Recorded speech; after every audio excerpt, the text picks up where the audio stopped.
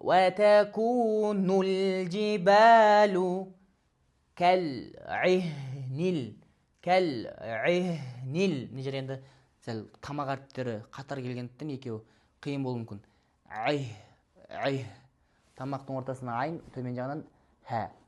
Төменге түсесіз. Кәл-ғихнил. Мәнфуш. Ф әрпі не еді? Үстіңгі азу тіспен ерінің ішкі жағына жай ғана тие салады. Тістеу керек жоқ. Әф. Демек, мынау ихфаны жасырып жатқан кезде мән деп Ф әрпінің шығатын жеріне жасырамыз. Ал танаудан дыбысты шығара береміз.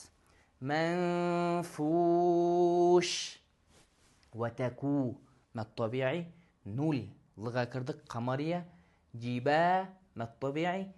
Кәл. Қамария. Лыға кірдік қой. Нил. Тағы лыға кірдік. Қамария. Мән. Ихфа. Фу.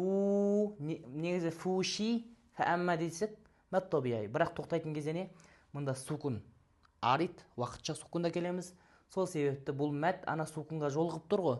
Сол себепті мәт арит болады. Мәт табиғидан не? Мәт аритқа ауысады. Өйткені мынау сукунға арит сукунға жолықты.